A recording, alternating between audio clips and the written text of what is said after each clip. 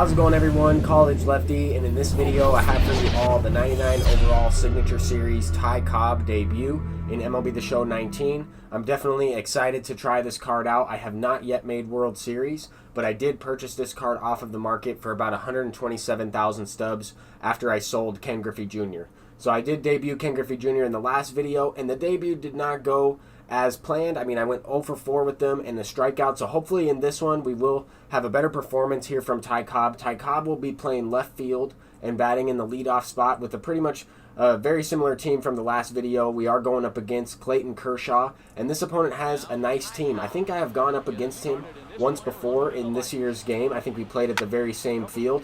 But first pitch, I'm swinging at it, a sinker over the middle of the plate, and I squared it up with Ty Cobb. I think that he's going to be a very nice addition to the squad. I don't plan on selling him. Even if I make World Series, I'll go ahead and select another Ty Cobb and then sell that one.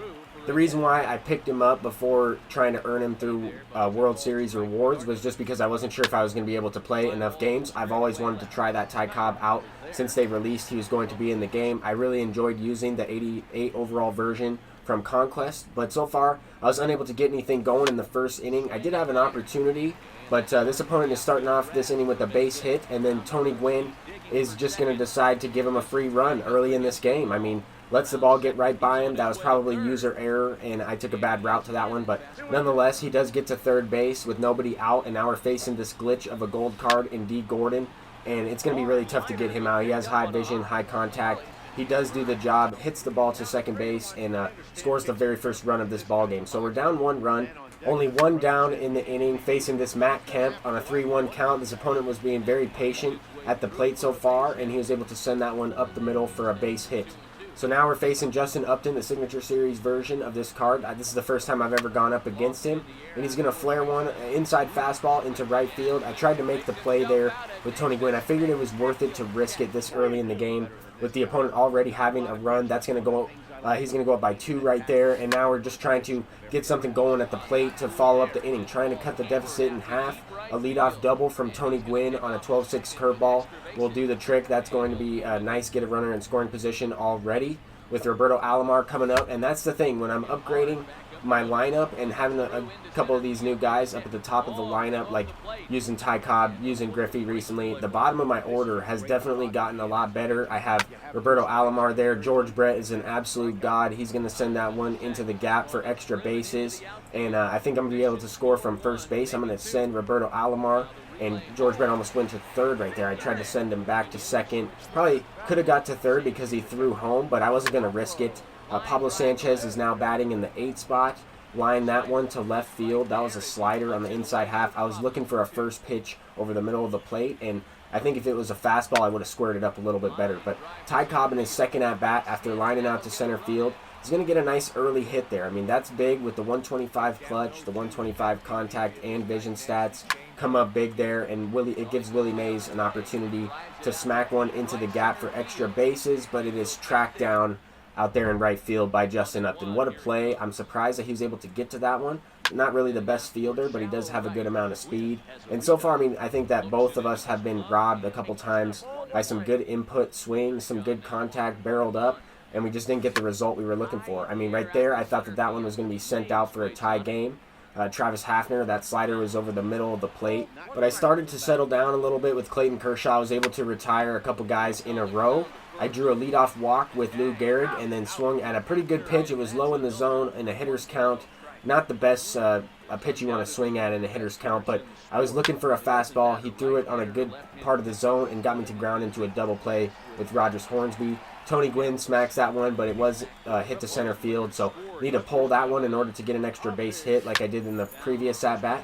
But look at Lou Gehrig making a wonderful play over there at first base. Another one down the line there from Ozzie Smith. Definitely a good card so far in this game. Already has 1 run scored. But Matt Kemp is going to ground out to second base. I was able to settle down with Kershaw. Retired about 7 guys in a row, as the announcer was saying in that last clip.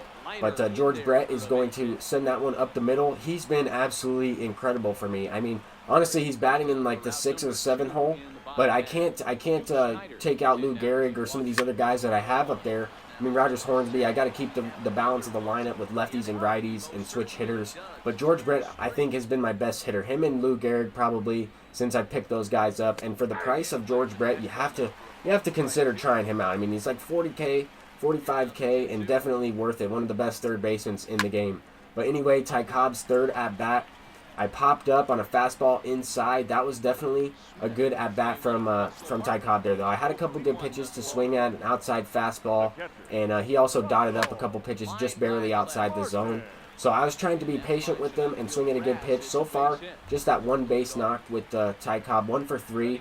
But the opponent was starting off this inning with the base hit, and then the very next pitch, I don't really know what happened right here. We kind of had some desync. There was a little bit of lag, and somehow I got the double play. I mean, the pitch just froze mid-flight. I'm not sure what his screen looked like. Hopefully that didn't happen for him. You would hate to see that. I think that's like the only time that we've had any lag at this point in the game. I mean, obviously, at some points of contact when I'm hitting, there's a little bit of lag as well, but that's just normal online play. I'm not really sure what causes that.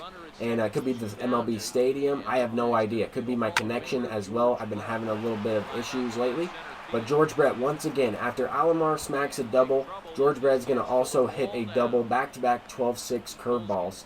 And all with 2 outs. That is huge to increase the lead with 2 down. Then the opponent throws a slider later on in the inning, low in the zone. I squared it up with Pablo Sanchez, but definitely a good pitch. He got me to chase a couple times in this game so far. And I'm looking to continue to have good at-bats. I've had some pretty good ones. I've been able to take a lot more pitches. Yesterday when I was playing the one game of ranked seasons, I was swinging at a lot of pitches that were close just because I have been grinding the computer. Today I felt like I was more patient at the plate a little bit. The opponent just right there got robbed with Matt Kemp. He squared that one up. It was a good pitch from Kershaw, but he absolutely destroyed that one. Could have easily been a home run. But Kershaw to follow up the next inning, he's going to knock a base hit the other way. That's going to bring up Ty Cobb. I'm looking for a first pitch fastball inside. He had been throwing that pitch to him, and that was a sinker, low and inside. He got me. I was on top of that one, and I grounded into a rare double play, I would say, from Ty Cobb. With that 98 speed, I don't think that he would hit into too many double plays, but I hit a rocket right to first base. He was able to make the play. Next at-bat, Willie Mays lines out on a 3-0 count. To follow that up, I gave up a nice home run to Justin Upton there. Finally got the gold bar of confidence with Kershaw, and I hung a changeup. He smacked it out. It was a good pitch low in the zone, but still hung a little bit. It was not the best feedback either. I missed the hoop. But anyway, trying to settle back down in this inning. 4-3 game here in the top of the 8th inning with 2 down. I was able to get like a base knock every inning. Unfortunately, some innings it would be too late. I mean, with 1 down or 2 down already. Trying to start the inning off with a rally. But anyway, 2 out rally was probably the motto of this game. This opponent had a couple of them as well. And Roberto Alomar is going to smack that one on a hit and run into the gap. That's going to be a bases clearing triple. Tony Gwynn would have scored anyway if he wasn't stealing, but I was trying to be aggressive right there. The first time I stole in the game. But that gives George Brett a good opportunity to cash in another run to increase the lead with 2 outs. Unfortunately, I got a little bit under that one. It was also a good pitch on the outside half. But once again, having guys on base in scoring position with George Brett up at the plate, he's going to have amazing contact and be able to get the job done for you. Anyway, Travis Hafner is ripping one just out of the reach of Lou Gehrig, followed up by a pinch hit, absolute destroyed by Bryce Harper. That was a hanging slurve that I missed over the middle of the plate, and Bryce Harper delivers with a double play. A surprising double play. That was kind of an interesting play. I thought that one was going to get down for a base knock. He follows it up with a line drive from Ozzie Smith. He stole second, and another line drive from D. Gordon. So he would have had an opportunity to tie up that game, potentially take the lead if that hit from Harper would have gotten down. Followed up with another base hit. I went to Rob Nen out of the bullpen, and this opponent was locked in. I mean, having a nice 2-out rally here, getting the job done. And I'm going to throw out D. Gordon at the plate. That was a nice relay from Gwynn to Roberto Alomar to get him at the plate. Huge inning right there. Huge inning to keep the lead.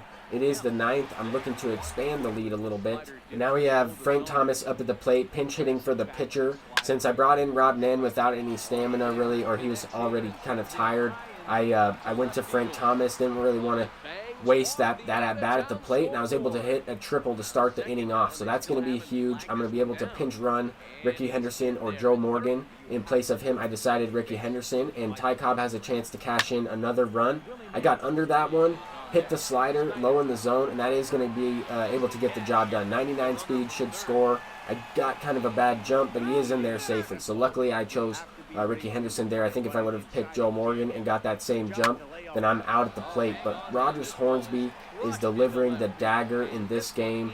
A couple base knocks, actually a base knock from Willie Mays and a walk from Lou Gehrig sets that up for a 3-run shot, and we go up by 5 runs. And that's going to be key because this opponent got something going in the bottom of the 9th inning. He's able to get a couple guys on base. Pinch hitter Chipper Jones flies out there to end the game, and Roberto Alomar is the player of the game. 3 for 5, a triple, a double, an RBI, multiple runs, and that was just a great game. I thought George Brett might get the player of the game for that one, but Ty Cobb definitely did well in his debut. 1 for 4 with an RBI, definitely solid hitting performance from the team all around.